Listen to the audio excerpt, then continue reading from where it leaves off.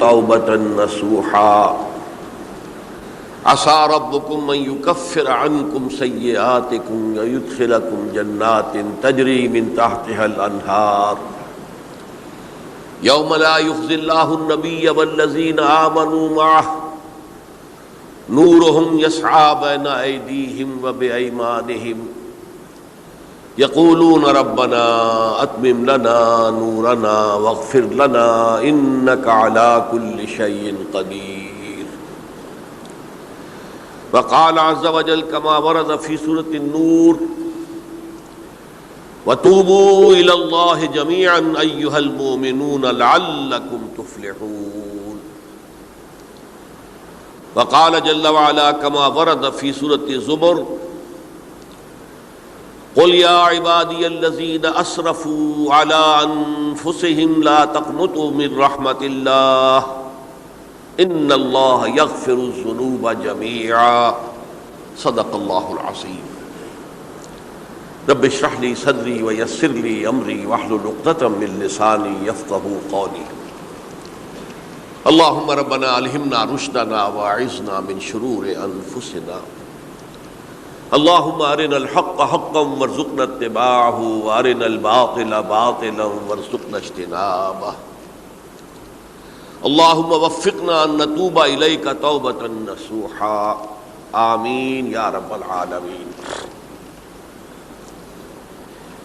آپ میں سے بہت سے حضرات کے علم میں ہوگا اخباری اطلاع کی بنیاد پر کہ میری آج کی گفتگو کا موضوع ہے توبہ کی عظمت اور اس کی تاثیر. اس کا پس منظر یہ ہے کہ پچھلے کئی مہینوں سے میری تقریر جو ہے وہ جو اس وقت عالمگیر حالات ہیں اور جو امت کو خطرات درپیش ہیں اور اس کے ضمن میں جو پیشین گوئیاں احادیث نبویہ میں موجود ہیں، جو میں کم سے کم یوں سمجھیے کہ 25 برس سے بیان کرتا آ رہا ہوں، لیکن اب وہ چشم سر کے سامنے آ رہی ہیں. پہلے وہ صرف یہ کہ انسان کو علمی اعتبار سے معلوم تھی، اب وہ صورتحال آنکھوں کے سامنے ہے. تو اس پر چونکہ گفتگو ہوتی رہی، لیکن ہر مرتبہ گفتگو کا اختتام اس پر ہوا کہ اس کا علاج کیا ہے، بچنے کا راستہ کون سا ہے. تو عام طور پر ایک لفظ پر توبہ، البتہ اس میں انفرادی توبہ، اجتماعی توبہ. انفرادی توبہ سے انسان اپنے گناہوں کی سزا سے بچ جاتا ہے. آخرت میں اللہ تعالیٰ اسے اپنے عفو و درگزر کا، اپنی رحمت کا، اپنے فضل کا مستحق قرار دے دیتا ہے.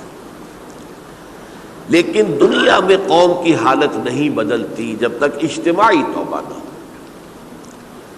اس اجتماعی توبہ کے ضمن میں مختصراً تو میں نے کچھ باتیں عرض کی ہیں، لیکن پھر بھی چونکہ ہر مرتبہ گفتگو کے اختتام پر یہ بات آتی تھی اور وقت ختم ہو رہا ہوتا تھا، لہذا اس کے بارے میں تفصیل سے گفتگو نہیں ہو سکتی.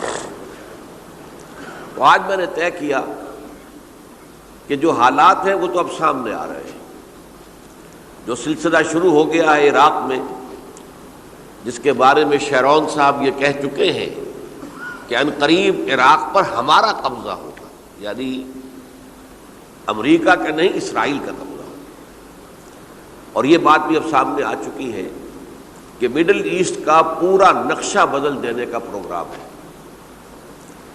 یہ جو مڈل ایسٹ کے ممالک ہیں یہ کب وجود میں آئے تھے؟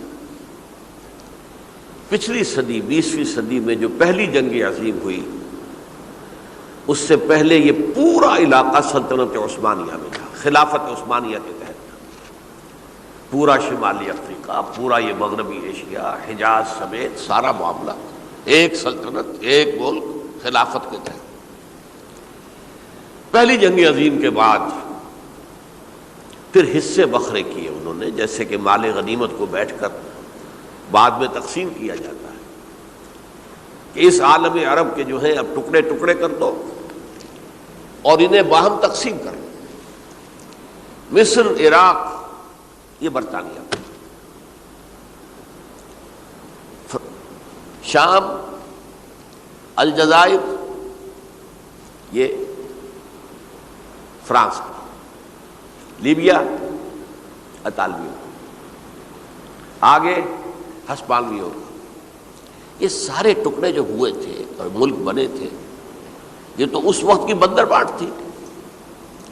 اسی طرح اب کہا جا رہا ہے کہ اس جنگ کے بعد حقیقت میں مڈل ایسٹ کا نقشہ تبدیل کر دیا جائے گا۔ یہ صرف چینج آف ریجیم نہیں ہے، چینج آف ریجن ہے، علاقے کا۔ اور اس کو ہم اپنی اصطلاح میں جب کہیں گے تو گویا کہ ایک عظیم تر اسرائیل کے قیام کا منصوبہ ہے جس پر عمل کا آغاز ہو گیا۔ ورنہ اس جنگ کی کوئی وجہ سمجھ میں نہیں آتی، کوئی جرم ثابت نہیں ہوا صدام کا۔ پہلی خلیج کی جنگ میں تو اس کا جرم ثابت تھا، اس نے کویت پر حملہ کیا تھا۔ اس وقت تو کوئی جرم سرے سے ہے ہی نہیں۔ ان کے اپنے معائنہ انسپیکٹر جا کر بتاتے رہے کہ کچھ نہیں دیکھا ہم نے، کچھ نہیں پایا۔ اس حوالے سے سوچئے کہ کیا جواز، کوئی جواز پوری دنیا میں یہ بات تسلیم کی جاتی ہے کہ بلا جواز حملہ ہے، اور کس قدر شدت سے ہے، کتنی طاقت سے ہے، کتنی قوت سے ہے، کتنی فوجیں آئی ہیں، کتنے جو ہے خلیج کے اندر جہاز کھڑے ہوئے ہیں جن پر سے کہ ہوائی جہاز اڑتے ہیں، کتنے چھوٹے چھوٹے جہاز کھڑے ہوئے ہیں، کہاں کہاں سے حملے ہو رہے ہیں۔ تو اصل میں وہ کتاب الملاحم کے اندر حضور نے جن خبروں کی پیشن گوئی کی تھی وہ اب ہمارے سامنے ہے۔ اسی طرح پاکستان کا معاملہ ہوتے ہوتے رفتہ رفتہ ہمارے گرد گھیرا تنگ ہو رہا ہے۔ ہم پر ایک الزام تو وہ کہتے ہیں کہ آپ چاہے لاکھ دفعہ قسم کھا لیں ہم نہیں مانیں گے، شمالی کوریا کو ایٹمی صلاحیت جو ہے وہ آپ نے فراہم کی، ہمارے پاس ثبوت ہے۔ اس کے بدلے میں ان سے میزائل ٹیکنالوجی آپ نے لی ہے، ہمارے پاس ثبوت ہے۔ اور آپ کشمیر میں کراس بارڈر انفلٹریشن اور ٹیررزم کو روک نہیں سکے، آپ نے نہیں روکا ہے۔ اور یہ جو ہے فنڈامنٹلسٹ جو ہیں آپ کے ملک میں سر اٹھا رہے ہیں، 2 صوبوں میں ان کی حکومتیں بن گئی ہیں، اس سے تو اندیشہ ہے کہ کہیں ایٹمی صلاحیت جو ہے آپ کی وہ ان کے ہاتھ میں نہ چلی جائے، پھر تو وہ القاعدہ اور ٹیررسٹ کے حوالے پہنچ جائے گی۔ لہذا حالات جو ہیں بہت دگرگوں ہیں، اور یہی وجہ ہے کہ اس کا عکس ہمیں نظر آتا ہے بھارت کا جو طرز عمل ہے اس وقت، جس طرح تھریٹننگ انداز اس کا اس وقت ہے، اتنا اس سے پہلے کبھی نہیں تھا۔ وہ کہتے ہیں کہ جو اصول امریکہ نے اختیار کیا ہے کہ جس ملک سے مستقبل میں کوئی اندیشہ ہے اس پر پہلے سے حملہ کرنے کا حق حاصل ہے ہمیں، یہ نہیں کہ اس کا کوئی جرم ثابت ہو، ہمیں اندیشہ ہے لہذا ہمیں حملہ کرنے کا حق حاصل ہے، تو اسی طرح پھر ہمیں بھی پاکستان کے اوپر حملہ کرنے کا حق حاصل ہے۔ بہرحال میں ان میں اب زیادہ وقت صرف نہیں کرنا چاہتا، یہ چیزیں تو اب رائٹنگ آن دی وال کی حیثیت سے ہماری نگاہوں کے سامنے ہیں۔ آج میں چاہتا ہوں کہ اس توبہ کے موضوع پر کچھ عرض کروں، اور اس میں بھی ایک خاص بات جس کی طرف کہ میرا ذہن حال ہی میں منتقل ہوا ہے، وہ آج اس میں یوں سمجھیے کہ اضافی طور پر آپ کے سامنے رکھوں گا۔ دیکھیے، توبہ کے بارے میں قرآن مجید میں بے شمار آیات ہیں، اور توبہ جو ہے ہماری دینی تعلیمات کا ایک اہم ستون ہے۔ میں نے ابھی صرف 3 مقامات سے آیات آپ کو سنائی ہے۔ یا ایھا الذین آمنوا توبوا الی اللہ توبۃ نصوحا، اہل ایمان اللہ کی جناب میں توبہ کرو خلوص کے ساتھ، اخلاص کے ساتھ۔ توبۃ النصوح زبانی کلامی نہیں، توبہ کی تسبیح نہیں، بالفعل توبہ۔ عسیٰ ربکم ان یکفر عنکم سیئاتکم، امید ہے تمہارا رب تمہاری برائیوں کو تم سے دور کر دے گا۔ یہ توبہ کی تاثیر ہے۔ اگر آپ کے اخلاق اور کردار میں کوئی غلط شے شامل تھی، اللہ تعالیٰ آپ کے کردار کے دامن کو دھو دے گا، اور آپ کے اعمال نامے میں اگر دھبے لگے ہوئے تھے تو اللہ تعالیٰ ان دھبوں کو بھی دھو ڈالے گا۔ عسیٰ ربکم ان یکفر عنکم سیئاتکم ویدخلکم جنات تجری من تحتہا الانہار، اور تمہیں داخل کرے گا ان باغات میں جن کے دامن میں ندیاں بہتی ہوں گی۔ یوم لا یخزی اللہ النبی والذین آمنوا معہ، وہ دن جس دن اللہ تعالیٰ اپنے نبی کو رسوا نہیں کرے گا، معاذ اللہ ثم معاذ اللہ، اور نبی کے ساتھ ہی ان کو بھی کہ جو ان کے ساتھ ایمان لائے. نورہم یسعی بینہم بین ایدیہم و بایمانہم، ان کا نور ان کے سامنے طرف اور داہنی طرف دوڑتا ہوا ہوگا. نور ایمان قلب سے پھوٹ رہا ہوگا اور وہ سامنے روشنی ڈالے گا، اور نور اعمال صالحہ داہنے ہاتھ کی طرف سے چونکہ عمل کرتے ہیں نیک ہم، تو وہاں سے نور ظاہر ہوگا جو دنیا میں اعمال کی شکل میں کمایا گیا تھا. اور اس وقت یہ اہل ایمان کہتے ہوں گے یقولون ربنا اتمم لنا نورنا واغفر لنا، اے اللہ ہمارے نور کو کامل فرما دے. اس کا پس منظر یہ ہے کہ ظاہر بات ہے کہ ایمان کے درجات بھی بے شمار ہیں. کہاں ابو بکر صدیق کا ایمان، کہاں ایک عام صحابی کا ایمان، کہاں ہم جیسے غیر صحابہ عام مسلمانوں کا ایمان، کہ نسبت خاک رابع عالم پاک، اسی نسبت سے اس نور کی انٹینسٹی ہوگی. حضور نے فرمایا کچھ لوگوں کا نور تو اتنا ہوگا کہ وہ مدینے سے صنعاء تک اس کی روشنی پہنچ رہی ہوگی، یمن کے دارالحکومت تک. اور کچھ لوگوں کا نور اتنا ہوگا کہ صرف ان کے قدموں کے آگے روشنی ہو جائے گی، جیسے ٹارچ ہوتی ہے آپ کے آگے. تو ظاہر بات ہے کہ اگر آپ کو رات کے وقت جنگل سے گزرنا ہو اور پگڈنڈی ہو کوئی اور اندھیری شب ہو، تو آپ کے لیے وہ ٹارچ بھی کس قدر بڑی غنیمت ہے کہ آدمی دیکھ لیتا ہے کہ سامنے سانپ ہے، کیا ہے، گڑھا ہے، کھائی ہے، کیا ہے. تو اس روز وہ جن کو وہ ٹارچ نصیب ہو گئی وہ بھی بہت خوش قسمت، بہت خوش قسمت، بہت خوش قسمت ہوں گے. لیکن ان کا کیا کہنا جن کا نور مدینے سے صنعاء تک پہنچ رہا ہو. تو جن کے نور کی یہ انٹینسٹی کم ہوگی وہ اللہ سے دعا کرتے ہوں گے ربنا اتمم لنا نورنا، پروردگار ہمارے نور کو بھی کامل کر دے. تو نے اپنے ان بندوں پر کتنا فضل کیا ہے، کتنا بڑا نور ان کو عطا کیا. اتمم لنا نورنا، ہمارا نور بھی اس کا اتمام فرما دے، تکمیل کر دے. واغفر لنا، اور یہ کیسے ہوگا؟ ایسے ہوگا کہ ہمارے گناہوں کی پردہ پوشی کر دے. گناہوں کی پردہ پوشی ہوگی تو پھر اس نور کی انٹینسٹی میں اضافہ ہو جائے. واغفر لنا انک علی کل شیء قدیر، یقیناً تو ہر شے پر قادر. پھر میں نے آپ کو آیت سنائی سورہ نور کی، یہ آیت نمبر 31 بڑی طویل آیت ہے، اس کا آخری ٹکڑا ہے وَتُوبُوا إِلَى اللَّهِ جَمِيعًا أَيُّهَا الْمُؤْمِنُونَ لَعَلَّكُمْ تُفْلِحُونَ. اے ایمان والو اللہ کی جناب میں سب مل جل کر توبہ کرو تاکہ تم فلاح پاؤ. یہ گویا کہ اجتماعی توبہ کا جو میں نے آپ کے سامنے اصطلاح بیان کی ہے، یہ اس کا نقشہ ہے. اور ایک اور آیت جو میں نے آپ کو سنائی سورہ زمر کی آیت نمبر 53. بعض لوگوں پر کچھ مایوسی طاری ہو جاتی ہے، ہم اتنے عرصے سے گناہ کرتے چلے آ رہے ہیں، کیسے معافی ہوگی، کیسے ممکن ہے، کیسے چھٹکارا ملے گا. ایسے لوگوں کے لیے ان کے اطمینان کے لیے، ان کی دلجوئی کے لیے، ان کی تسلی کے لیے یہ آیت عظیم ترین آیات میں سے قرآن مجید کی. قل یا عبادی الذین اسرفوا علی انفسہم، اے نبی کہہ دیجئے اے میرے وہ بندو جنہوں نے اپنی جانوں پر ظلم کیا ہے، ظلم اٹھایا ہے، زیادتی کی ہے. تم اگر گناہ کرتے رہے ہو تو اپنی جان پر ظلم کیا ہے، میرا تو کچھ نہیں بگاڑا.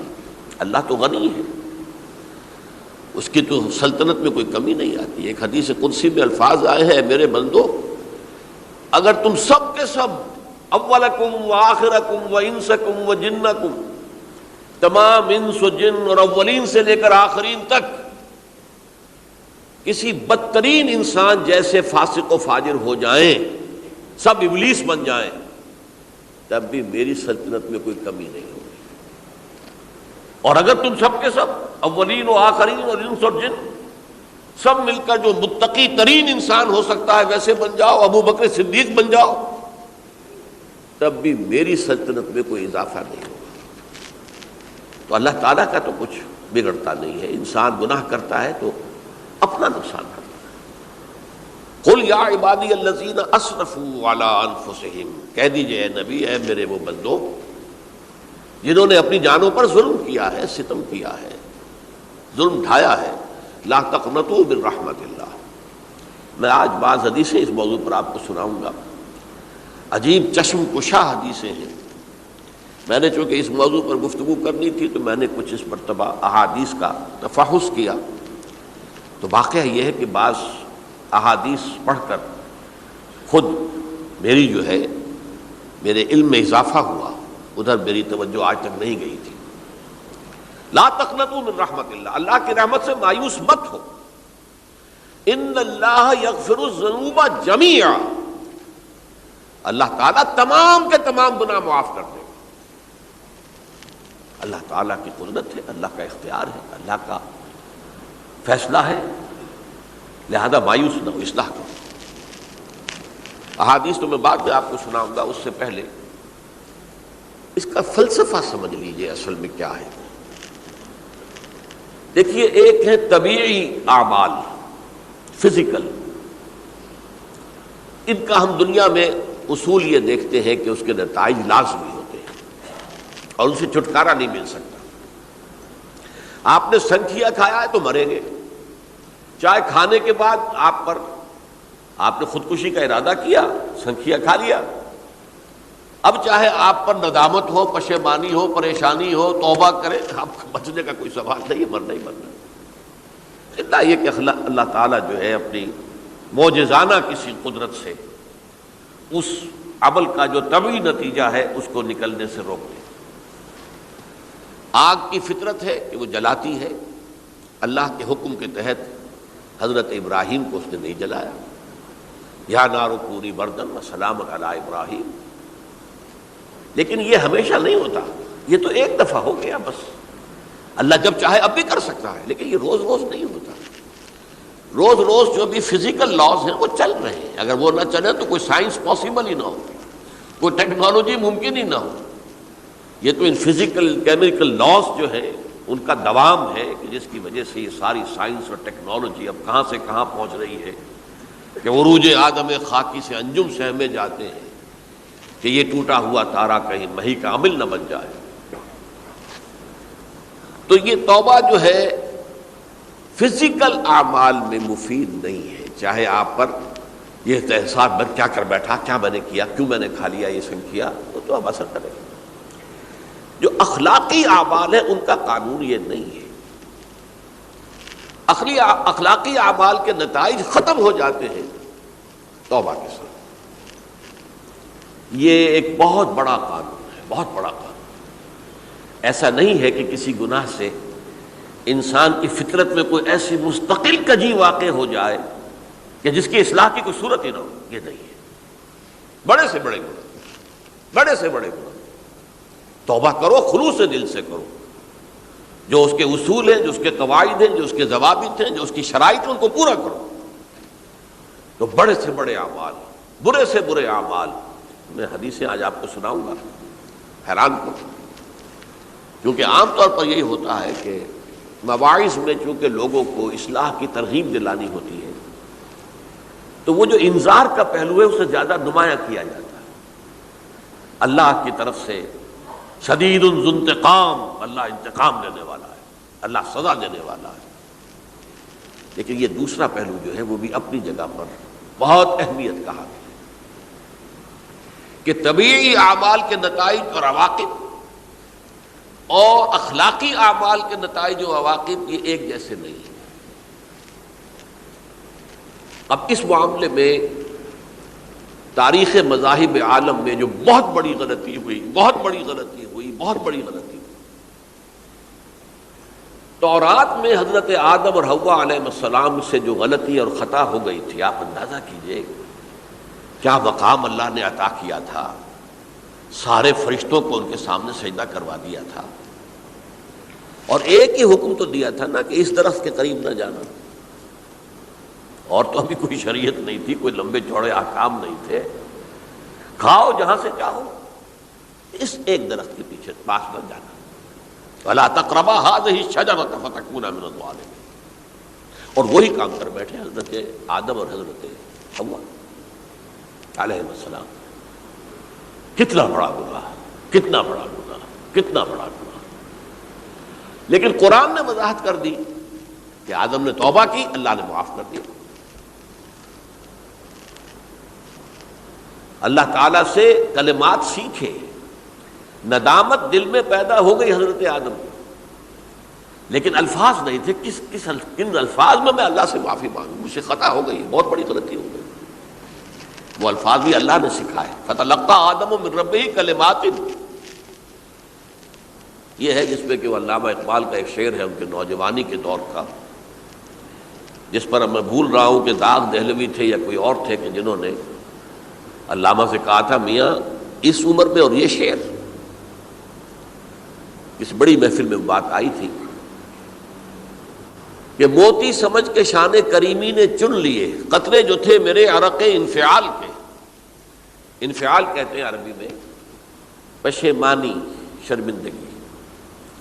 اور عام طور پر جب کسی انسان پر پشیمانی اور شرمندگی طاری ہوتی ہے تو پیشانی جو ہے اس پر کچھ پسینہ سے آتا ہے. تو قطرے جو تھے میرے عرق انفعال کے موتی سمجھ کے شان کریمی نے چن لیے. اللہ کی نگاہ میں ان کی اتنی قیمت، ان کی اتنی وقت میرے بندے نے پشیمانی اختیار کی ہے اپنے اس غلط کام کے اوپر، اسے رنج اور افسوس ہو رہا ہے. تو اللہ کی نگاہ میں اس کی یہ عظمت ہے، یہ قدرت ہے. تو اللہ تعالیٰ نے جب حضرت آدم کے دل میں وہ پشیمانی پیدا ہو گئی تو الفاظ نہیں تھے. کن الفاظ میں؟ ہم کہتے ہیں نا کہ مجھے سمجھ نہیں آ رہا کہ میں کس منہ سے آپ سے بات کروں، میری یہ حیثیت نہیں ہے میں کن الفاظ میں اپنی جو ہے خطا کا اعتراف کروں. تو اللہ نے وہ کلمات خود سکھا دیے. فتلقى آدم من ربہ کلمات فتاب علیہ انہ هو التواب الرحیم. یہ چیز کہیں تورات جب دوبارہ مرتب ہوئی ہے تو وہ نکل گئی، اس میں رہ گئی، باقی اس میں شامل نہیں. یہ تاریخی اعتبار سے جان لیجئے تورات جو ہے وہ آج سے 2500 بلکہ 2600 برس قبل سے دنیا سے غائب ہے. یہ تورات کا جو نسخہ تھا یروشلم میں 587 قبل مسیح میں جب نبوکدنضر نے، شاید آج کل آپ دیکھ رہے ہوں یہ عراق کی جنگ میں عراق کے جو خاص ڈویژنز ہیں عراقیوں کے ریپبلکن گارڈز کے، ان میں سے ایک کا نام جو ہے وہ نبوکدنضر ڈویژن ہے، ایک کا حمورابی ڈویژن ہے. حمورابی جو ہے عراق کا بہت پرانا بادشاہ تھا اور تاریخ انسانی میں سب سے پہلا قانون اس نے مرتب کیا تھا. حمورابی یہ بہت پرانی تہذیب ہے، دنیا کی غالباً سب سے زیادہ اینشنٹ تہذیب جو ہے وہ عراق کی ہے.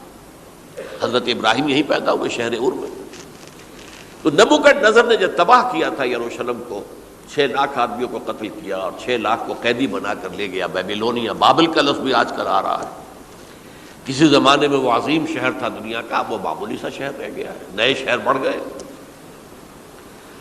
تو اس وقت سے اس نے جب یروشلم میں جو ہیکل سلیمانی حضرت سلیمان کی بنائی ہوئی مسجد تھی اس کو جب گرایا ہے، اس کے بعد سے وہیں پر وہ نسخہ رکھا ہوا تھا تورات کا. پھر دنیا میں وہ نسخہ اب نہیں ہے. یہودیوں کا کہنا ہے کہ موجود ہے مسجد اقصیٰ کے نیچے. وہ جب اس نے گرایا تھا تو جو نیچے تہخانے تھے وہ نہیں گرے تھے، وہ محفوظ رہتے، اوپر ملبہ آ گیا اور وہیں پر وہ تورات اور وہ تابوت سکینہ جس میں حضرت موسیٰ کا عصا بھی رکھا ہوا ہے اور بہت سے وہ من اور سلوہ کے بھی کچھ نمونے رکھے ہوئے ہیں. وہ تابوت سکینہ اس کا قرآن مجید میں سورہ بقرہ میں ذکر ہے، وہ بھی موجود ہے. اور جو ربائی وہاں اس وقت تھے ان کے علماء، ان کی لاشیں بھی وہاں پڑی ہوئی ہیں. وہ جب ہم کھدائی کریں گے تو دنیا میں سامنے آ جائے گی. لیکن بہرحال اس وقت جو مجھے کہنا تھا وہ یہ کہ چونکہ اصل تورات اس وقت گم ہو گئی، 150 سال کے بعد اسے پھر یادداشتوں سے کچھ مرتب کیا گیا تو اس میں غلطیاں پیدا ہو گئی. اب انسانی یادداشت کا معاملہ آ گیا. انہی میں سے ایک بڑی غلطی یہ ہوئی، اومیشن یہ ہوئی کہ حضرت آدم نے جو توبہ کی اور اللہ نے قبول فرما لیا، اس کا ذکر اس میں نہیں. اس سے نتیجہ عیسائیوں نے کیا اختیار کیا کہ وہ اوریجنل سن کہتے ہیں اسے، وہ جو ابتدائی گناہ تھا عظیم جو ہمارے جد امجد آدم سے سرزد ہوا تھا، اس گناہ کا اثر جو بھی بچہ نسل آدم میں پیدا ہوتا ہے وہ لے کر آتا. یہ زمین و آسمان کا فرق ہے. اسلام کے نزدیک ہر بچہ جو پیدا ہوتا ہے وہ معصوم ہے بلکہ مسلم ہے. کل مولود یولد علی الفطرہ، جو بھی بچہ پیدا ہوتا ہے وہ فطرت اسلام پر پیدا ہوتا ہے. فَأَبَوَاهُ يُهَوِّدَانِهِ أَوْ يُمَجِّسَانِهِ أَوْ يُنَصِّرَانِهِ، یہ تو والدین ہیں اس کے جو اسے مجوسی یا عیسائی یا یہودی بنا لیتے ہیں، ورنہ وہ تو مسلمان ہوتا ہے، فطرت کی کلین سلیٹ لے کر آتا ہے۔ عیسائیت کہتی ہے ہر انسان جو پیدا ہوتا ہے بنیادی طور پر گناہگار ہے، اپنے جد امجد کے گناہ کا بوجھ لے کر آ رہا ہے۔ اب اس کا علاج انہوں نے پھر کیا تجویز کیا، یہ ہے کہ ایک غلطی پر دوسری غلطی اور دوسری پر تیسری غلطی، خشت اول چون حد معمار کج، تاثریہ بھی رود دیوار کج۔ اب اللہ نے جب دیکھا اب تو ہر بندہ جو ہے آدم کی اولاد کا بنیادی طور پر پیدائشی طور پر گناہ گار ہے، تو اب کیا کیا جائے؟ تو اللہ نے اپنا اکلوتا بیٹا، صلبی بیٹا مسیح یسوع اسے زمین پر بھیجا۔ یہ الفاظ میرے ہیں کہ اسے قربانی کا بکرا بنا کر اور ان سب کی طرف سے قبول کر لیا، گناہ گاروں کی طرف سے، کہ ان کے گناہ کا کفارہ ہو جائے گا جو عیسیٰ کو مان لے۔ یہ عقیدہ ہے عیسائیت کا۔ جڑ کیا ہے کہ گناہ ہو گیا تو گناہ کا اثر تو رہے گا۔ قرآن یہ کہتا نہیں، اللہ دھو دیتا ہے، تمہاری سیرت و کردار کے اوپر بھی جو داغ ہیں دھل جائیں گے، اور تمہارے نامہ اعمال میں جو دھبے ہیں وہ بھی دھل جائیں گے۔ توبہ کرو، توبوا الی اللہ توبۃ نصوحا، کرو وہ توبہ کے جو بالکل خلوص دل کے ساتھ ہو۔ اب میں ذرا آپ کو کچھ احادیث سنانا چاہتا ہوں۔ ایک طرح کا یہ تبشیر کا پہلو ہے آج ہماری گفتگو میں کہ جو نمایاں ہوگا۔ یہ بعض احادیث تو چھوٹی چھوٹی ہیں اور یہ بہت مرتبہ میری گفتگو میں آ چکی ہیں، صرف اس وقت حوالہ دے کر گزر جاؤں گا۔ یہ ترمذی اور ابن ماجہ میں حضرت انس ابن مالک رضی اللہ تعالی عنہ سے روایت ہے، حضور نے فرمایا کل بنی آدم خطاؤون وخیر الخطائین التوابون، تمام بنی آدم خطا کار ہیں، خطا کار بھی نہیں، بہت خطا کار ہیں، بہت خطا کار ہیں، لیکن ان خطا کاروں میں بہتر لوگ وہ ہیں کہ جو خوب توبہ کرتے ہیں۔ غلطی ہو گئی توبہ کر لو۔ اور ایک اور حدیث میں آپ کو بتاؤں گا کہ یہ نہیں ہے کہ پھر کبھی وہ غلطی نہ ہو، اس وقت آپ یہ لگا لیں اپنے اوپر یہ کام میں نے نہیں کرنا، اور ایک دفعہ وہ کام چھوڑ دیں تو توبہ ہو گئی۔ پھر اگر کچھ عرصے کے بعد پھر کہیں آپ جذبات کی رو میں بہہ گئے، پھر کہیں کوئی برے اثرات جو ہے وہ پڑے، پھر غلطی، کوئی بات نہیں، پھر توبہ کرو، پھر ہو گیا پھر توبہ کرو۔ تواب اسی لیے کہا بار بار بار بار بار بار توبہ کرنے والے۔ تو کل بنی آدم خطاؤون وخیر الخطائین التوابون۔ دوسری حدیث یہ بھی ابن ماجہ اور بہقی میں ہے، حضرت عبداللہ ابن مسعود رضی اللہ تعالی عنہ، التائب من الذنب کمن لا ذنب لہ، گناہ سے توبہ کرنے والا ایسے ہے جیسے اس نے کبھی گناہ کیا ہی نہیں۔ دھل جاتی ہے، تختی دھل گئی، بچے نے تختی لکھی تھی اس کو دھو دیا، ختم ہو گیا۔ ایک حدیث تو پڑھ کر میں بھی چونکا۔ یہ اصل میں اسلوب ہے بیان کا، بتانے کے لیے کہ تمہارے دلوں کے اندر مایوسی کا غلبہ نہ ہو جائے۔ مایوس اصل میں جو ہے مایوسی یہ ابلیسیت ہے، نوٹ کر لیجئے اس کو۔ مایوسی ابلیسیت کی کا عکس ہے۔ مبلس کہتے کسے جو مایوس ہو گیا؟ ابلیس سب سے بڑھ کر مایوس جو ہے وہ ابلیس، اسے معلوم ہے میرا چھٹکارا تو نہیں ہے، لہذا میں جتنوں کو اپنے ساتھ لے کر جہنم میں جھونک دوں یہی میری کمائی ہے، میں نے تو بچنا نہیں۔ تو ابلیس کہتی ہے اس کو جو انتہائی مایوس، مبلس، جو رحمت خدا بندی سے مایوس ہو چکا۔ اب اس کو دور کرنے کے لیے حدیث سنیے، اور یہ حدیث مسلم شریف کی ہے، صحیحین کے اندر، حضرت ابو ہریرہ سے۔ حضور فرماتے ہیں والذی نفسی بیدہ،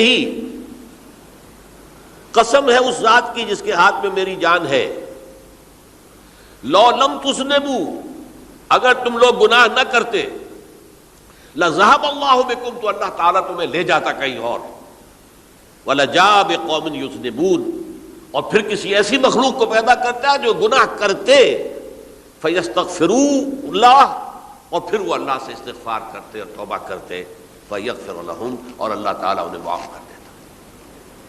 تو میں نے عرض کیا کہ یہ بعض چیزیں ہوتی ہیں کہ جن کا واقع سے کوئی تعلق نہیں ہوتا، لیکن ایک زور بیان کے لیے، ایک بات کو ایمفیسائز کرنے کے لیے، جیسے قرآن مجید میں آتا ہے، اے نبی کہہ دو ان کان للرحمن ولد فانا اول العابدین، اگر اللہ کا کوئی بیٹا ہو تو میں سب سے پہلے میں اس کو پوجوں گا، جب میں اللہ کو پوجتا ہوں تو اللہ کا اگر کوئی بیٹا ہوتا تو کیا میں اسے نہ پوچھتا؟ لیکن نہیں ہے۔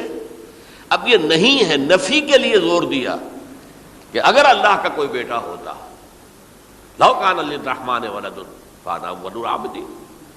اسی طرح یہ ہے کہ اگر انسان گناہ نہ کرتے اور گناہ کے بعد توبہ کر کے اللہ تعالیٰ کی شان غفاری کا ظہور نہ ہوتا، یہ بھی ایک عجیب فلسفے کی بات ہے، اللہ نے یہ کائنات کیوں پیدا کی؟ قرآن مجید میں اس کو براہ راست ایڈریس نہیں کیا گیا اس مسئلے کو، میرے علم کی حد تک۔ ہو سکتا ہے کہیں بہت خفی انداز میں ہو اور ابھی تک میری نگاہ سے بھی جو ہے وہ چھپا رہ گیا، ہو سکتا ہے قرآن مجید کے غامض نکات ایسے ہو سکتے ہیں۔ کوئی شخص، میں تو کہتا ہوں کہ اگر کوئی شخص کہتا ہے، میرے بارے میں ایک عالم دین نے کہہ دیا تھا کہ اسے قرآن پر بڑا عبور حاصل ہے، تو میں نے انہیں پیغام پہنچایا، جن صاحب نے مجھے ان کا یہ جملہ سنایا تھا کہ آپ نے قرآن کی توہین کی ہے، قرآن پر عبور کسی انسان کو نہیں ہو سکتا۔ عبور کا مفہوم کیا ہے؟ دریا کے دو کنارے ہیں، آپ اس کنارے سے اس کنارے چلے گئے تو آپ نے عبور کیا دریا۔ قرآن کے کنارے ہیں ہی نہیں، لا پیدا کنار۔ لہذا یہ کہہ دینا کسی کے بارے میں کہ قرآن مجید، اب انہوں نے تو ایک طرح سے میری تعریف کی تھی، میرے ایک ساتھی سے جملہ کہا تھا، ان کے وہ عزیز تھے، تو گویا کہ وہ جو میری تنظیم میں تھے ان کو خوش کرنے کے لیے کہہ دیا ہو یا جو بھی ہو، ان کے دلی جذبات ہو سکتا ہے کہ میں نے کہا انہیں یہ میرا پیغام پہنچا دیجیے، آپ نے قرآن کی توہین کی ہے۔ قرآن پر عبور کسے ہو سکتا ہے؟ نہ معلوم کتنے مقامات ہیں کہ جہاں امام راضی بھی کھڑے ہوئے ایسے نظر آتے ہیں، دہشت زدہ، اعلم ان ھذا المقام مقام غامض مہیب عمیق، ہوشیار کے رہ بردب تیغست قدم رہا، ہوشیار ہو جاؤ، یہ بڑا خطرناک مقام ہے، بہت مشکل مقام ہے، اس کے تہ تک پہنچنا کسی کے لیے ممکن نہیں ہے۔ سورہ حدید کی آیت هو الاول والآخر والظاہر والباطن پر یہ الفاظ ہیں جو امام راضی نے لکھے۔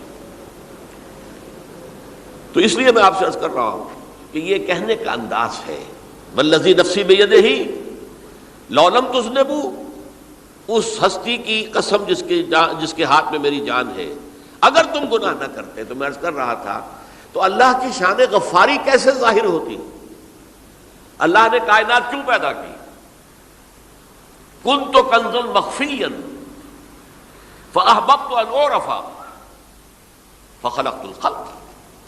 محدثین کرام اگرچہ اس حدیث کی سند کو پختہ نہیں مانتے، لیکن اکثر مفسرین نے اس کو تسلیم کیا ہے۔ علامہ آلوسی نے تسلیم کیا کہ میں ایک چھپے ہوئے خزانے کے مانند تھا۔ اب خزانہ کہیں پڑا ہے، اس کا کیا حاصل کیا ہے؟ وہ تو کہیں کھلے، کسی کے پاس جائے، کوئی اسے فائدہ اٹھائے تب تو کوئی فائدہ ہوا نا۔ تو کن تو کنزا مخفیا، میرے اندر طاقت تھی، قوت تھی، خلاقی تھی، میری شان ساری میرے اندر ہی اندر تھی نا۔ کن تو کنزا مخفیا فاحببت ان اعرف، تو میں نے یہ چاہا کہ مجھے پہچانا جائے۔ فخلقت الخلق، تو میں نے خلق کی تخلیق کی ہے، اب مجھے پہچانو اس کائنات کے ذریعے سے، یہ میری تخلیق ہے، آؤ دیکھو۔ ایک مصور اپنی تصویروں کی نمائش لگا، دیکھو میرے شاہکار، آؤ دیکھو، یہ میرے فن کے کمال کے نمونے، آؤ دیکھو۔ تو یہ ہے سب، دیکھو زمین آسمان، ان فی خلق السماوات والارض واختلاف اللیل والنہار والفلک التی تجری فی البحر بما ینفع الناس وما انزل اللہ من السماء من ماء فاحیا بہ الارض من بعد موتہا۔ یہ ساری آیات ہیں، غور کرو۔ اور اسی لیے انسان کو پیدا کیا جس میں یہ فیکلٹی آف اپریسیشن، اللہ کے حسن و جمال و کمال کو پہچاننے کی صلاحیت ہے۔ ورنہ ظاہر بات ہے کہ یہ جمادات کیا پہچانیں گے اللہ کو؟ یہ پہاڑ کیا پہچانے گا اللہ کو؟ اللہ کو پہچاننے کی صلاحیت انسان میں ہے۔ تو یہ چونکہ ایک فلسفہ ہے باقاعدہ کہ اللہ نے تعالیٰ، اسی سے میں کہہ رہا ہوں اگر گناہ نہ ہوتا اور پھر توبہ نہ ہوتی اور میں اس کو معاف نہ کرتا تو میری شان غفاری کا ظہور کیسے ہوتا؟ میری شان ہے نا، غفار بھی ہوں، ستار بھی ہوں، اس کا ظہور کیسے ہوتا؟ تو والذی نفسی بیدہ لو لم تذنبوا لذهب اللہ بکم ولجاء بقوم یذنبون فیستغفر اللہ فیغفر لهم۔ اگر تم لوگ گناہ نہ کرتے تو اللہ تمہیں ختم کر کے کوئی اور ایسی مخلوق پیدا کرتا کہ جو گناہ کرے اور پھر وہ توبہ کرے اور اللہ اسے معاف کرے۔ اسی سے ملتی جلتی ایک حدیث ہے، یہ امام احمد اور امام بہقی لائے ہیں اور اس کے راوی حضرت علی ہے رضی اللہ تعالی عنہ۔ ان اللہ یحب العبد المؤمن المفتن التواب، اللہ تعالیٰ کو بہت محبت ہے، یحب۔ اب دیکھیے ایک طرف وہ آیات ذہن میں لائیے، اللہ تعالیٰ کن سے محبت کرتا ہے؟ واللہ یحب المحسنین، یا وہ لوگ ان اللہ یحب الذین یقاتلون فی سبیلہ صفا کانہم بنیان مرصوص، اللہ محبت کرتا ہے اپنے ان بندوں سے جو اس کی راہ میں جنگ کرتے ہیں صفے باندھ کر، گویا سیسا پلائی ہوئی دیوار ہے۔ یہ ہے مثبت کام، نیک کام، محسنین، اللہ کی راہ میں قتال کرنے والے۔ یہاں اس کے برعکس کہا جا رہا ہے ان اللہ یحب، اللہ تعالیٰ محبت کرتا ہے اپنے اس بندے سے، العبد المومن، جو مومن ہو۔ اس کی ایک اور بڑی پیاری حدیث آئے گی، المفتن التواب، جو بہت فتنوں میں مبتلا ہو جاتا ہو اور پھر بہت توبہ کرتا ہو، مفتن التواب، لیکن ساتھ ہی پلٹتا ہو، رجوع کرتا ہو، پھر اللہ کے حضور میں حاضر ہوتا ہو، پھر معافی مانگتا ہو۔ اللہ تعالیٰ کو اپنا ایسا بندہ بہت پسند ہے۔ اب میں کچھ اور حدیثیں آپ کو سنا رہا ہوں۔ توبہ کا دروازہ دو اعتبارات سے کہا گیا ہے کہ ایک وقت آنے پر بند ہو جاتا ہے۔ ایک حدیث کے تو الفاظ میں نوٹ کر کے نہیں لایا ہوں کہ اللہ تعالیٰ نے توبہ کا ایک دروازہ اتنا چوڑا کھلا رکھا ہوا ہے کہ جس کو عبور کرنا جو ہے وہ سال ہا سال میں ممکن ہو، اور یہ بند نہیں ہوتا جب تک کہ سورج مغرب سے طلوع نہ ہو جائے۔ یہ قیامت کی جو آخری، قریب قیامت کی جو آخری نشانیاں ہیں ان میں سے ہے۔ وہی حدیث میں آپ کو سنا رہا ہوں، عن ابی ہریرہ رضی اللہ تعالی عنہ، اور یہ مسلم شریف کی روایت ہے، من تاب قبل ان تطلع الشمس من مغربها تاب اللہ علیہ، سورج کے مغرب سے طلوع ہونے سے قبل تک جو لوگ توبہ کریں گے اللہ تعالیٰ ان کی توبہ قبول کر لے گا۔ البتہ جب وہ قیامت کی وہ نشانی ظاہر ہو جائے کہ سورج مغرب سے طلوع ہو رہا ہے، اب دروازہ توبہ کا بند ہے۔ اب اس کے بعد اگر توبہ کوئی کرتا ہے تو اللہ تعالیٰ اس کی توبہ کو قبول نہیں کرے گا۔ یہ تو اجتماعی سطح پر ہوئی۔ انفرادی سطح پر عن عبداللہ ابن عمر رضی اللہ تعالی عنہما عن النبی صلی اللہ علیہ وسلم قال ان اللہ عز وجل یقبل توبۃ العبد ما لم یغرغر۔ یہ ترمذی میں ہے حضرت عبداللہ ابن عمر رضی اللہ تعالی عنہما سے کہ اللہ تعالیٰ اپنے بندے کی توبہ قبول کرتا ہے جب تک کہ وہ جسے ہم کہتے ہیں گھنگرو نہ بولنے لگے حلق کے اندر، جبکہ نزع، عالم نزع ہو اور جان جو ہے وہ آ کر پھر یہاں اٹکتی ہے، تو اس وقت تک دروازہ کھلا ہے توبہ کا۔ لیکن جب یہ شکل ہو گئی تو دروازہ بند۔ یہ انفرادی سطح پر ہو گیا، جب آپ کے موت کے آثار اتنے واضح ہو گئے کہ اب جا رہے ہیں، اب توبہ کریں گے تو توبہ قبول نہیں ہوگی۔ اجتماعی سطح پر جب قیامت جو ہے اس کی وہ گھڑی آ گئی کہ سورج مغرب سے طلوع ہو گیا، اب توبہ کا دروازہ بند۔ ایک اور حدیث ہے جو میں نے بہت مرتبہ اس کا ترجمہ تو آپ کو بہت دفعہ سنایا ہے، آج میں چاہتا ہوں اس کو پورے متن کے ساتھ آپ کے سامنے رکھوں۔ یہ حضرت انس بن مالک رضی اللہ تعالی عنہ سے مروی روایت ہے، جو حضور کے خادم خاص تھے، اور یہ متفق علیہ بھی ہے، یعنی بخاری میں بھی ہے، مسلم میں بھی ہے، لیکن تھوڑا سا فرق ہے الفاظ کا۔ تو جو مسلم شریف کی روایت ہے اس کے الفاظ کیا ہے؟ للہ اشد فرحا بتوبۃ عبدہ حین یتوب الیہ، جان لو اللہ تعالیٰ کو زیادہ خوشی ہوتی ہے اپنے کسی گناہ گار بندے کی توبہ سے جب کہ وہ توبہ کرتا ہے۔ کس سے زیادہ ہوتی ہے؟ اب اس کی ایک تمثیل دی، من احدکم، ایک ایسے شخص سے بھی زیادہ بڑھ کر خوشی ہوتی ہے، کان علی راحلتہ، بأرض الفلات، کہ جو بہت ہی دور دراز کے اور سنسان علاقے میں سفر کر رہا تھا، فانتحرفت منہ، اس کی سواری جو ہے گم ہو گئی، وعلیہا طعامہ وشرابہ، اسی پر اس کا کھانا بھی تھا اور پانی بھی تھا، اونٹنی پر سفر کر رہا تھا، اسی پر ہوتا ہے راحلہ جو ہے راستے کا سامان، اچانک کہیں بیٹھا ہے تھوڑی دیر کے لیے سستانے کے لیے، کہیں اونگ آ گئی اور اونٹنی صاحبہ غائب ہو گئی۔ اب آنکھ کھلی اور اس نے دیکھا، فَأَيَّسَ مِنْهَا، تلاش کر کر کے مایوس ہو گیا، کہیں اونٹنی کا سراغ نہیں۔ اب ظاہر بات ہے کسی صحرا میں یہ کیفیت، اس کا مطلب کیا ہے؟ یقینی موت۔ فَأَتَى شَجَرَةً فَاسْتَجَعَ فِي ظِلِّهَا وَقَدْ أَيَسَ مِنْ رَاحِلَتِهِ، تو وہ ایک درخت کے نیچے اس کے سائے میں آ کے لیٹ گیا، گویا کہ موت کی امید میں۔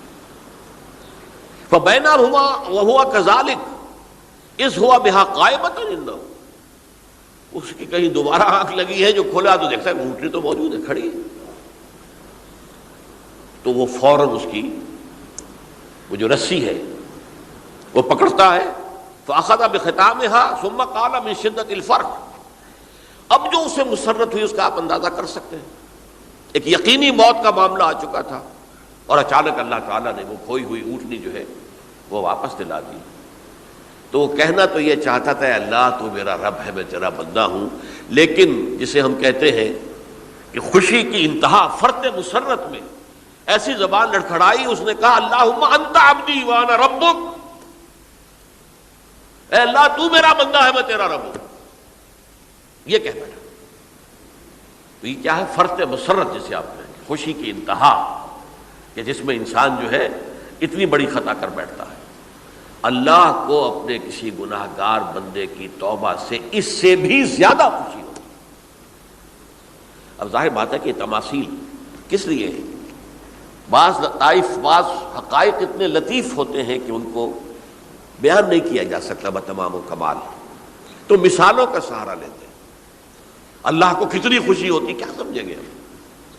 لہذا یہ مثال تو سمجھ میں آ گئی نا، کہ ایک لقودق صحرا میں انسان سفر کر رہا تھا، ایک ہی اونٹنی ہے، اسی پر اس کا پانی ہے، اسی پر اس کا کھانا ہے، تو کہیں ٹھہرا ہے تھوڑی دیر کے لیے اور اونٹنی غائب ہو گئی، اور اس کے بعد تلاش کر کے شمال مغرب جنوب ہر طرح دیکھ لیا، اب تک کہیں اونٹنی کا سراغ نہیں، اب موت کے انتظار میں لیٹ گیا کہ اچانک دیکھتا ہے کہ اونٹنی موجود ہے، تو وہ اس شدت فرح میں یہ کہہ بیٹھتا ہے اللہم انت عبدی وانا ربک انا للہ و انا الیہ راجعون۔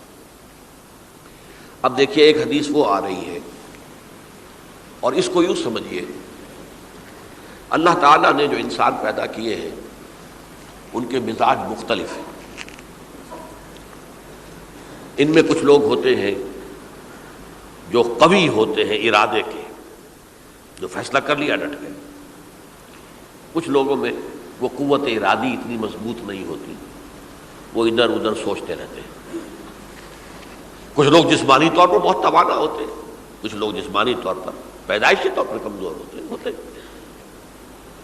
تو اگر کوئی قوت ارادی کمزور رکھنے والا شخص ہے، وہ بھی تو اللہ کی تخلیق ہے، اللہ کا بندہ ہے، خطاؤں کا ظہور ہو جاتا ہے، توبہ کرتا ہے، پھر کچھ عرصے کے بعد پھر خطا کا ظہور ہو جاتا ہے، پھر توبہ کرتا ہے، تو ہم تو یہ سمجھیں گے کہ ایک حد کے بعد پھر اس کی توبہ قبول نہیں ہونی چاہیے۔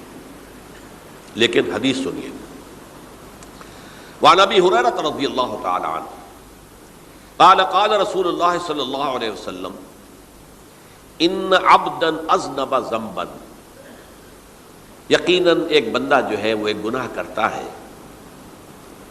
فقال، پھر وہ کہتا ہے رب اے میرے پروردگار اذنبت فاغفر لی، مجھ سے گناہ ہو گیا ہے، مجھے معاف فرما دے۔ فقال ربہ، تو پروردگار یہ کہتا ہے اعلم عبدی ان لہ ربا یغفر الذنب ویاخذ بہ، میرا یہ بندہ یہ جانتا ہے کہ اس کا ایک رب ہے جو گناہ معاف بھی کر سکتا ہے اور سزا دے بھی سکتا ہے۔ کیا معنی ہوئے؟ گناہ اس نے کیا ہے لیکن جانتا ہے اللہ کو کہ وہ معاف بھی فرما سکتا ہے، تبھی تو وہ اللہ سے معافی کی درخواست کر رہا ہے۔ اس کے اس جاننے کی بنیاد پر، اس کے اس علم کی بنیاد پر، اس کے اس ایمان کی بنیاد پر فرمایا غفرت لعبدی، میں نے اپنے بندے کو معاف کر دیا۔ ثم مکث ما شاء اللہ، پھر وقت گزرا جتنا کہ اللہ نے چاہا۔ ثم اذنب ذنبا، پھر اس سے گناہ ہو گئے۔ فقال رب اذنبت ذنبا فاغفر، پھر کہتا ہے پروردگار مجھ سے گناہ ہو گیا، پھر مجھے معاف فرما دے۔ فقال ربہ، اللہ فرماتا ہے عالم عبدی ان لہ ربا یغفر الذنب ویاخذ بہ، میرا بندہ ہے نا جو جانتا ہے کہ اس کا ایک رب ہے، ایمان باللہ اس کے اندر ہے، تبھی تو پکار رہا ہے، اور یہ بھی جانتا ہے کہ وہ گناہ معاف بھی کر سکتا ہے اور چاہے تو پکڑ بھی سکتا ہے، سزا بھی دے سکتا ہے۔ تو فرمایا، اللہ تعالیٰ فرماتے ہیں میں نے فرمایا کہ میں نے معاف کر دیا۔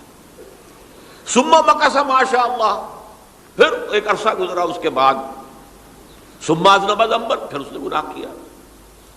قال رب اذنبت ذنبا آخر، اس نے کہا پروردگار میں نے تو پھر ایک اور گناہ کر دیا، فاغفر لی، مجھے بخش دے۔ فقال اعلم عبدی ان لہ ربا یغفر الذنب ویاخذ بہ، میرا بندہ جانتا ہے نا کہ اس کا ایک رب ہے جسے وہ پکار رہا ہے، کہ اور وہ جانتا ہے کہ اسے اختیار حاصل ہے کہ چاہے تو بخش دے اور چاہے تو پکڑ لے۔ اس کے اس علم، اس ایمان کی بنیاد پر میں نے اسے معاف کر دیا۔ ایک اور حدیث، میں نے چونکہ اس گفتگو کے لیے ان احادیث کا تفحص کیا ہے، یہ تو بہت ہیں حدیثیں، میں نے ان میں سے کچھ چنی ہیں۔ ہمارے بعض واعظ ناصح وہ بھی کسی شخص کو روکتے رہے، برائیوں سے روکتے رہے، نہیں رکتا تو کہیں غصے میں آ کے اللہ تجھے کبھی معاف نہیں کرے گا۔ یہ کتنا بڑا جرم ہے، اس کا اندازہ کیجئے اس حدیث سے۔ تم میرے بندے کو میری رحمت سے مایوس کر رہے ہیں، کتنا بڑا جرم ہے، اس کا اندازہ کیجئے۔ یہ مسلم شریف کی روایت ہے، عن جندب، حضرت جندب رضی اللہ تعالی عنہ سے، ان رسول اللہ صلی اللہ علیہ وسلم حدث، کہ اللہ کے رسول صلی اللہ علیہ وسلم نے ایک واقعہ بیان کیا، ان رجلا قال، کہ ایک شخص نے یہ کہا، واللہ لا یغفر اللہ لفلان، کہ خدا کی قسم اللہ تعالیٰ فلاں شخص کو کبھی معاف نہیں کرے گا۔ وَأَنَّ اللَّهَ تَعَالَى قَالَ، اس پر اللہ تعالیٰ نے یہ فرمایا، مَنْ ذَا الَّذِي يَتَعَالَّىٰ عَلَيَّ، یہ کون ہے جو میرے اوپر حکومت کرنے والا آ گیا، جو میری طرف سے حکم لگا رہا کہ میں کبھی معاف نہیں کروں گا۔ مَنْ ذَا الَّذِي، کون ہے وہ شخص، الَّذِي يَتَعَالَّىٰ عَلَيَّ اَنِّي لَا أَغْفِرُ لِفُلَانٍ، کہ میں فلاں شخص کو کبھی معاف نہیں کروں گا۔ قد غفرت لفلان، اس کو تو میں نے معاف کر دیا۔ وَأَحْبَطْتُ عَمَلَهُ، اس شخص کے تمام اعمال میں نے ضائع کر دیے کہ تم نے میرے بندے کو مایوس کیا۔ یہ ہے جرم کی انتہا۔ تو توبہ کی دعوت دیتے رہو، توبہ کے لیے لوگوں کو آمادہ کرتے رہو، توبہ جو ہے اس کے لیے ترغیب دیتے رہو، اللہ تعالیٰ معاف فرمانے والا۔ اب آخری حدیث سنا رہا ہوں، یہ تو بہت ہی عجیب حدیث ہے اور متفق علیہ، یہ بخاری اور مسلم دونوں میں۔ حضرت ابو سعید الخدری رضی اللہ تعالی عنہ جو ہے وہ اس کے راوی ہیں۔ حضور نے فرمایا، کانا فی من کانا قبلکم رجل قتل 99 نفسا، تم سے پہلے جو امت تھی بنی اسرائیل، گویا کہ ان کا ذکر ہے، اس میں ایک آدمی ایسا تھا جس نے 99 قتل کیے تھے۔ اب آپ اندازہ کیجئے کتنا بڑا گناہ کبیرہ ہے قتل. قرآن مجید میں آتا ہے فَكَأَنَّمَا قَتَلَ النَّاسَ جَمِيعًا. اگر ایک انسان کو بھی ناحق قتل کر دیا گیا تو یہ ایسے ہی ہے گویا کہ اس نے پوری نوع انسانی کو قتل کر دیا. اس نے 99 قتل کیے. فَهَلْ لَهُ مِن تَوْبَةٍ. پھر اس کے بعد یہ ہوا کہ اس کے اندر توبہ کا جذبہ پیدا ہوا. فَسَأَلَ عَنْ أَعْلَمِ أَهْلِ الْأَرْضِ. تو اس نے پھر سوال کیا، لوگوں سے پوچھا کہ زمین میں رہنے والوں میں کون سب سے بڑا عالم ہے. فَدُلَّ عَلَىٰ رَاهِبٍ. تو اسے بتایا گیا فلاں راہب فلاں جگہ پر ہے، وہ بہت نیک ہے، بڑا عالم ہے. فَأَتَاهُ. وہ اس کے پاس آیا. فَقَالَ أَنَّهُ قَتَلَ 99 نَفْسًا فَهَلْ لَهُ مِن تَوْبَةٍ. انہوں نے کہا دیکھیے راہب صاحب، میں نے 99 انسان قتل کیے، اب مجھے یہ بتائیے کہ میرے لیے توبہ کا کوئی امکان ہے؟ فقال لا. اس نے کہا نہیں. فقتلہ. اس نے اس کو بھی قتل کر دیا. فکمل بہ 100. اپنی سینچری مکمل کر لی، مطلب 99 کے بعد ایک کی کسر تھی، اس کو بھی قتل کیا، 100 پورے کر لیا. ثم سأل عن عالم اہل الارض. پھر اس نے پوچھا کوئی اور، کوئی بڑے عالم انسان ہو. فدل علی رجل عالم. پھر اس کی رہنمائی کی گئی ایک بڑے عالم شخص کی طرف. فقال انه قتل 100 نفس. تو اس نے وہاں جا کر کہا کہ میں 100 انسان ہلاک کر چکا ہوں، قتل کر چکا ہوں. فهل له من توبہ. میرے لیے توبہ کا کوئی امکان ہے؟ فقال نعم. اس نے کہا کیوں نہیں، 100 قتل کیے تب بھی کیا ہے، توبہ کا راستہ دروازہ کھلا ہوا. ما لم یغرغر. جب تک کہ وہ گھنگرو نہیں بج رہا اس وقت تک تمہارے توبہ کا دروازہ کھلا ہوا ہے. فرمایا نعم. وَمَن يَحُولُ بَيْنَهُ وَبَيْنَ التَّوْبَةِ. تمہاری توبہ کے درمیان اور تمہارے درمیان کون حائل ہو سکتا ہے؟ توبہ کا دروازہ کھلا ہے. لیکن ساتھ ہی کہا انطلق الی ارض کذا و کذا. اب تم ایسے کرو، جہاں تم رہتے ہو وہاں نہ جاؤ واپس، وہاں کا ماحول اچھا نہیں ہے، معاشرہ اچھا نہیں ہے، ہو سکتا ہے کہ تم توبہ پر قائم نہ رہ سکو. تم فلاں جگہ چلے جاؤ، وہاں اچھے لوگ آباد ہیں، ان میں جا کر رہو. فإن بها أناسا يعبدون اللہ تعالی. وہاں ایسے لوگ آباد ہیں جو اللہ کی بندگی کرتے ہیں. فاعبد اللہ معهم. تو تم ان کے ساتھ مل کر اللہ کی بندگی اور پرستش کرو. ولا ترجع الى ارضک. اپنی زمین کی طرف، اپنے وطن میں واپس مت جاؤ. فإنها ارض سوء. وہ بری جگہ ہے. فانطلق. تو وہ چل پڑا، ہجرت کر رہا ہے، اس جگہ جا رہا ہے جہاں کا راہب نے بتایا تھا. حتی اذا نصف الطریق. جب آدھا راستہ اس نے پورا کر لیا، اتاہ الموت. موت آ گئی. فاختصمت فیہ ملائکۃ الرحمت و ملائکۃ العذاب. اب وہ جہنم کے فرشتے بھی آ گئے اس کی جان قبض کرنے کو، اور جنت کے بھی آ گئے. فقالت ملائکۃ الرحمہ.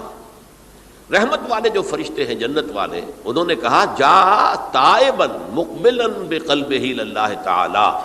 یہ شخص توبہ کر کے اللہ تعالیٰ کی طرف ہجرت کر رہا تھا، اس لیے اس کی نیت کی بنیاد پر اب یہ جنتی ہے، لہذا اس کی روح ہم قبض کریں گے.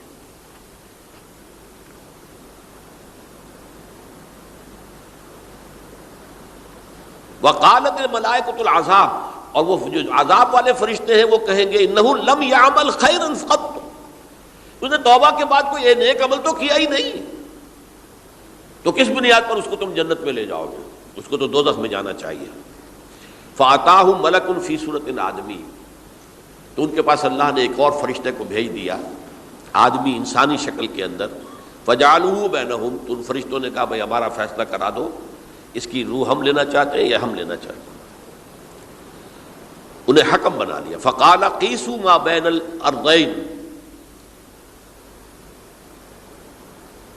فإلی ایتہما کان اقرب.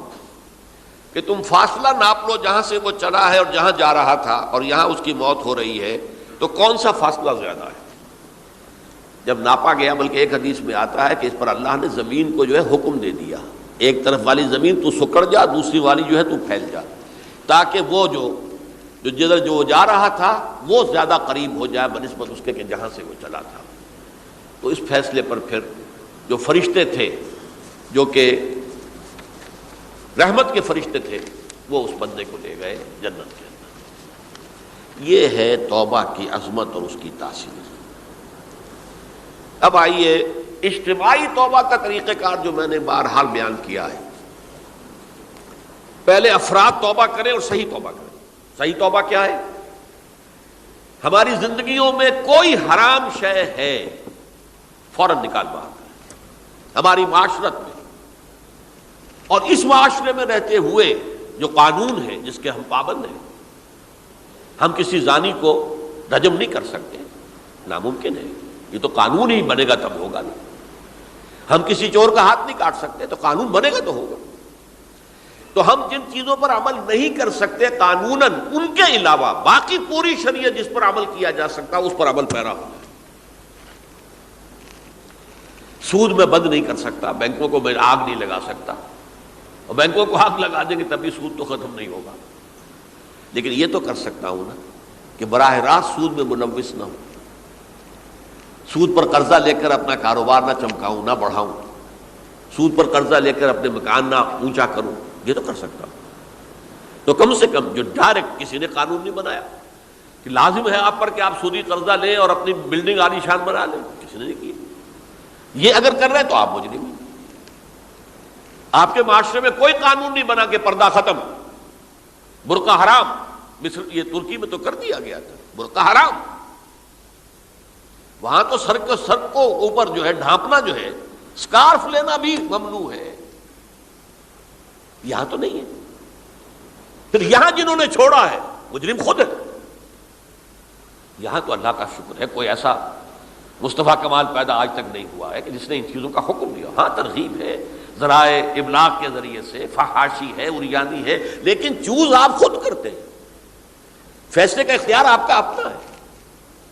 تو جن چیزوں کے اندر بھی گناہ سے بچنے کا امکان ہے اس کو عملاً ترک کیا جائے، اور نمبر 2 عزم مصمم کر لیا جائے کہ اللہ اب بقیہ زندگی جتنی بھی ہے اس میں اپنی توانائیاں، اپنی قوتیں، اپنی صلاحیتیں صرف کروں گا تیرے دین کی تبلیغ اور تیرے دین کے قائم کرنے کی جدوجہد۔ عزم مصمم۔ یہ لوگ اگر 14 کروڑ میں 14 لاکھ بھی ہو جائیں، بہرحال 2-4 کی توبہ کرنے سے ملک کی قسمت نہیں بدلتی۔ معتدب تعداد کے اندر جو ہے یہ لوگ اگر ایسے ہو جائیں اور پھر یہ کہ وہ مل کر اگر زور لگائیں تو واقعتاً اس ملک کے اندر شریعت اسلامی کا نفاذ ہو سکتا ہے، اللہ کا نظام قائم کیا جا سکتا ہے۔ یہ ملک بنایا اسی لیے گیا تھا۔ تو یہ توبہ کا جو ہے اجتماعی توبہ کا یہ پوری تفصیل تو میں بارہا بیان کر چکا ہوں۔ آج جو میں نے کہا تھا کہ ایک بات کی طرف میرا ذہن حالیہ منتقل ہوا ہے، اس سے پہلے نہیں ہوا۔ یہ توبہ کرنے والے لوگ جب تک 14 لاکھ نہیں ہیں، 1400 ہی ہوں، لیکن یہ اگر دعا کریں گے اللہ تعالیٰ کے خلوص کے ساتھ تو ان کی دعا قبول ہوگی۔ دعا بہت بڑی شے ہے۔ الدعاء مخ العبادہ، ٹھیک ہے، بڑا لمبا راستہ لگتا ہے یہ کہ 14 لاکھ انسان توبہ کرے یا 2 لاکھ یا 3 لاکھ انسان توبہ کرے، صحیح معنی میں توبہ کرے، اور پھر وہ جمع ہو، ایک طاقت بنے، تن من دھن لگانے کے لیے، جانے دینے کے لیے تیار ہو جائیں۔ تو لگتا ہے یہ کہ کافی لمبا ہے کہ دراز و دور دیدم رہو رسم پارسائی، یہ تو بڑا لمبا راستہ ہے۔ اسی سے لوگ کہتے ہیں کہ پھر کیا حل ہوا؟ یہ تو حل جو ہے تو کوئی عملی حل تو نہیں ہوا۔ اس میں میرا ذہن منتقل ہوا ہے دعا، اجیب دعوت الداعی اذا دعان امن یجیب المضطر اذا دعاہ۔ بھلا وہ کون ہے جو کسی مضطر کسے کہتے ہیں؟ ایک شخص نہایت پریشان حال ہو گیا ہو، نہایت پریشان حال، اور میں اللہ کو پکارے، پروردگار تو میری دستگیری فرما۔ اللہ کسی اور طرف مجھے کوئی توقع نہیں رہی، کوئی نہیں رہا جس سے مجھے کوئی امید ہو۔ یہ مضطر اضطرار کی حالت میں آ کر جب بالکل بے چین ہو کر اللہ کو پکارتا ہے تو اللہ اس کی دعا قبول کرتا ہے۔ اور دعا کی حد یہاں تک بھی آتے ہیں الفاظ کہ لا یرد البلاء قضاء الا بالدعاء. تقدیر الہی کو بھی اس لیے دو حصوں میں تقسیم کیا گیا. تقدیر مبرم، ایک تو اللہ کا وہ فیصلہ ہے جو ٹل نہیں سکتا کسی صورت میں. ایک تقدیر معلق ہوتی ہے تو صحیح اللہ کا فیصلہ، لیکن اس میں تبدیلی ہو سکتی ہے. یہ جو تقدیر معلق ہوتی ہے اس میں دعا انتہائی مؤثر شے ہے. لا يرد البلاء الا لا يرد القضاء الا بالدعاء. قضا جو ہے وہ نہیں بدل سکتی سوائے دعا کے. اس دعا کی تو کم سے کم ہم منادی کریں، لیکن پہلے شرط وہی ہے، ورنہ وہ دعا نہیں ہے، ورنہ وہ توبہ نہیں ہے. توبہ صحیح ہو، حرام سے اپنے وجود کو، اپنے گھر کو پاک کریں، اس کے بغیر کچھ نہیں. اس کے بغیر تو جیسے کہ کہا گیا سورہ مائدہ میں قل یا اہل الکتاب لستم علی شیء حتی تقیموا التوراۃ والانجیل. اے نبی ان سے کہہ دیجئے اے اہل کتاب تمہاری کوئی حیثیت اللہ کی نگاہوں میں نہیں ہے، تمہاری کوئی دعا اللہ کے ہاں قابل پذیرائی نہیں ہے جب تک کہ تم تورات اور انجیل کو قائم نہیں کرتے. لہذا دعائیں تو نہ بنو. 30 لاکھ آدمی جو ہے حج کے موقع پر کیسی کیسی دعائیں مانگتے ہیں. کہاں جا رہی ہیں دعائیں؟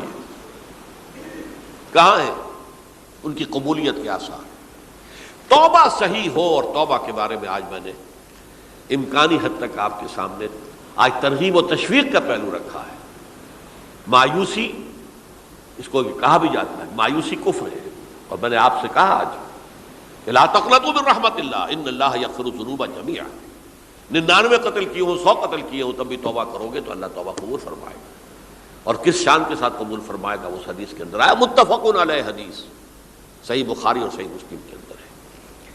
تو اگر ہم اس توبہ کی منادی کریں نمبر 1، اور جو لوگ توبہ کریں صحیح معنی میں، ایک طرف تو وہ جد و جہد شروع کر دیں اللہ کے دین کے قائم کرنے کی جد و جہد، اس میں پیچھے نہ رہیں، لیکن اس اثناء میں جو دعائیں وہ کریں گے اللہ تو نے یہ ملک ہمیں عطا کیا تھا، ہم نے اپنے زور بازو سے اسے نہیں حاصل کیا. یہ سلطنت خدا داد پاکستان ہے.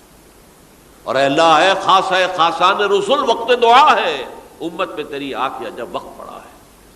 میں اپنے احساسات جو ہیں آپ کے سامنے الفاظ میں بیان نہیں کر سکتا. یہ جب یروشلم کی تباہی ہوئی تھی جس کا میں نے ذکر کیا ہے، 6 لاکھ انسان قتل ہوئے تھے اور 6 لاکھ کو نبوکدنضر جو تھا وہ ہانک کر بھیڑوں بکریوں کی طرح بیبیلونیا لے گیا تھا. اس سے پہلے کتنے ہی نبی اہل کتاب کے وہ کہتے رہے تھے کہ ہوش کرو توبہ کر لو. بلکہ ایک جگہ کے الفاظ یہ ہیں درخت کی جڑ پر کلہاڑا رکھا جا چکا ہے، اب بھی ہوش میں آ جاؤ. ہوش میں نہیں آئے. دنیا پرستی جو بھی ان کے نفس پرستی جو بھی ان کے اوپر مسلط ہو چکی تھی اس نے انہیں توبہ نہیں کرنے دی. تباہی و بربادی ہو گئی. آج ہماری نگاہوں کے سامنے عراق کے ساتھ کیا ہو رہا ہے، بغیر اس کے کہ کوئی جرم ہو سکتا، بغیر اس کے.